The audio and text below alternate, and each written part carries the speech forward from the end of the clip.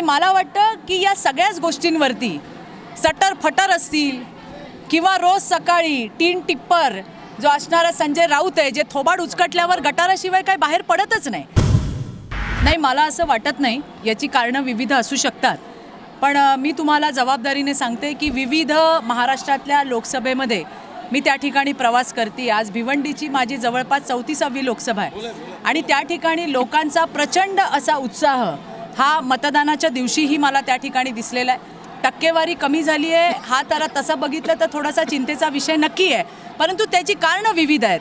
ज्या ठिकाणी आम्ही जातोय त्या ठिकाणी मोदीजींना वोटिंग करण्यासाठी पुण्यासारख्या तुम्ही ठिकाणी बघितलं असेल तर सकाळी 7 वाजता मतदान केंद्रांसमोर मोठमोठ्या रांगा लागल्या होत्या।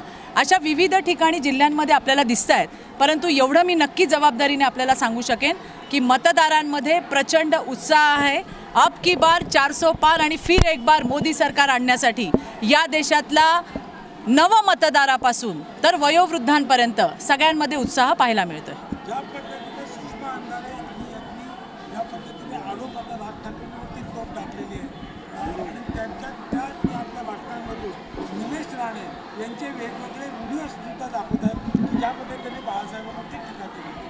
मला असं म्हणायचं आहे की राजसाहेब ठाकरे यांचं कर्तृत्व आणि त्यांच्यावर बोलणाऱ्या या सगळे सटरफटर यांना आपण फारसं महत्त्व देऊ नये। यांचं योगदान काय आहे हे आपण पाहिला पाहिजे।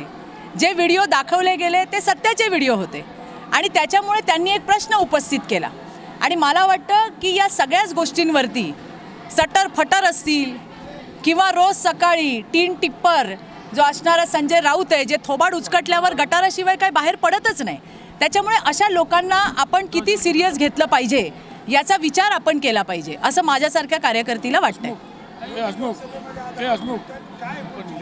नाही, मला फार उत्साह दिसला। आज मी आमच्या संतोष अण्णासोबत, आमचा हर्षल या सगळ्यांसोबत, आमच्या तावरेताई आहेत, आमच्या ममताताई आहेत, या सगळ्यांसोबत मगाशी कुठे गेलेलो, मीठपाड्याला गेलो। आत्ताही तुम्ही पाहिलंय ही सगळी लोक या सगळ्या परिसरातली लोक आहेत आणि खूप काम या ठिकाणी चाललेलं आहे। या भिवंडीचा नक्षा बदलायचं काम हे त्या ठिकाणी कपिल पाटलांच्या माध्यमातून झालेलं आहे। मोदीजींच्या सगळ्या योजना यशस्वीपणे भिवंडी लोकसभेमध्ये आणण्याचं काम कपिलजींनी केलं आहे, ज्याला मग आमच्या संतोष अण्णासारखे सगळे सहकारी यांनी चांगल्या मोठ्या प्रमाणात सहकार्य। देश विदेशातील प्रत्येक घडामोडींचे लाईव्ह अपडेट मिळवण्यासाठी आता साम टीव्हीच्या सर्व सोशल मीडिया प्लॅटफॉर्मला लाईक, फॉलो आणि सबस्क्राईब करा। तसंच सर्व नोटिफिकेशनसाठी बेल आयकॉन प्रेस करायला विसरू नका।